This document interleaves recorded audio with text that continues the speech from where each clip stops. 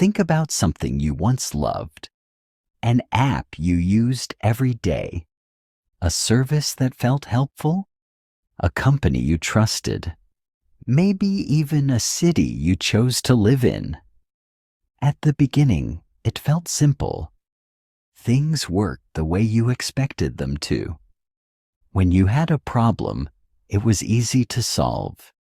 When you gave feedback, it felt like someone listened. There were fewer steps, fewer rules, less friction. It felt human. And then slowly, it changed. Nothing dramatic happened. There was no single moment where everything broke. But over time, things became heavier. More forms, more approvals, more policies, more waiting. Customer service felt scripted. Products felt bloated. Processes felt rigid. It didn't collapse. It didn't fail overnight. It just became worse. This happens so often that we treat it like bad luck, or we assume people became lazy, or greedy, or incompetent. But when the same pattern repeats across apps, companies, institutions, and cities, it's worth asking a different question. What if this isn't about people at all? What if it's about systems? Because once you look closely, you start to notice something unsettling. Most systems don't deteriorate randomly. They follow a pattern. And once you see that pattern, it becomes very hard to unsee.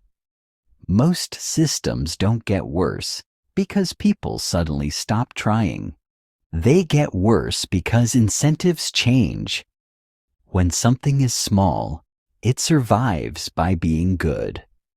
A small app survives by delighting its users. A small business survives by solving a real problem. A small organization survives by being adaptable. In small systems, quality matters because attention is scarce. If users leave, the system dies. If customers complain, the feedback is immediate. If something breaks, the people responsible usually feel it directly. Mistakes are visible. Fixes are fast. Ownership is clear. But when something becomes large, survival starts to look very different. Now, the system must protect revenue, protect reputation, protect stability, protect itself. Risk becomes more dangerous. Failure becomes more costly. Change becomes harder. Slowly, quietly, the goal shifts. From asking, "Is this good?" to asking, "Is this safe?" From asking, "Does this help people?" to asking, "Does this protect the system?" No one announces this shift. No one votes on it. No memo explains it. It just happens. Because scale rewards stability more than excellence. As systems grow, they can no longer rely on judgment and intuition. They rely on metrics, dashboards, targets, KPIs, benchmarks. Metrics are useful tools, but over time, they stop being tools and start becoming goals. People stop asking whether something is genuinely better. They start asking whether it moves the number in the right direction. Did engagement increase? Did churn decrease? Did complaints stay within acceptable limits? If the metric looks good, the decision is considered correct, even if the experience feels worse. This is how systems slowly lose touch with reality. They optimize for what can be measured, not for what actually matters. Products become bloated because adding features looks good on dashboards.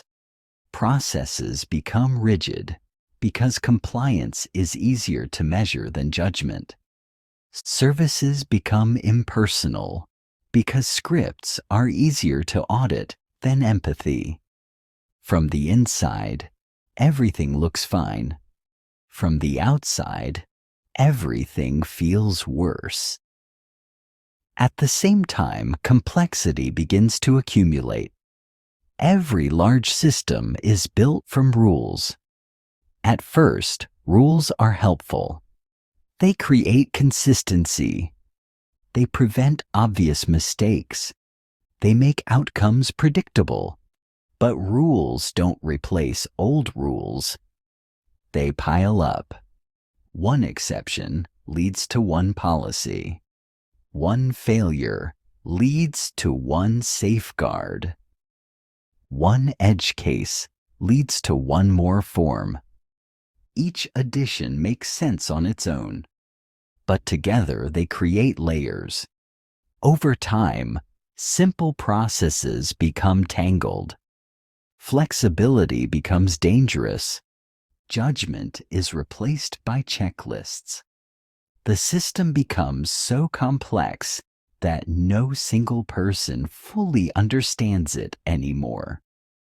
That's when you start hearing familiar phrases. That's just how the process works. We can't change that. It's out of our hands. Most of the time, these aren't excuses. They're accurate descriptions. The system has grown beyond individual control. Complexity becomes self-protecting. Once complexity exists, removing it becomes risky. Which leads to another quiet shift. Risk avoidance takes over. In the early stages of a system, risk is rewarded. Trying something new is encouraged because there is little to lose. But large systems have a lot to lose. A mistake can trigger backlash. A failure can damage reputation. A bold change can create instability. So doing nothing starts to feel safer than doing something. Innovation slows. Decisions get delayed. Responsibility gets spread thin. Mistakes are punished more severely than inaction. This creates an unspoken rule. Don't break what already exists, even if it's broken. Over time, systems stop trying to improve. They focus on avoiding failure. And when avoiding failure becomes the main objective, stagnation sets in. It becomes very easy to add friction. One more verification step. One more approval. One more form. One more disclaimer. Each addition feels small, reasonable, temporary. But removing friction is much harder. Because every layer now has an owner, a justification, a story explaining why it exists. No one is rewarded for simplifying a system, but many people are punished for changing one. So friction accumulates. Damage compounds. Systems remember damage longer than they remember success. They drift slowly away from their original purpose. From the outside, this feels personal. When something you rely on gets worse, it feels like betrayal. You assume someone made a bad choice. Sometimes that's true, but often it isn't a person at all. It's momentum. Large systems don't respond to intentions.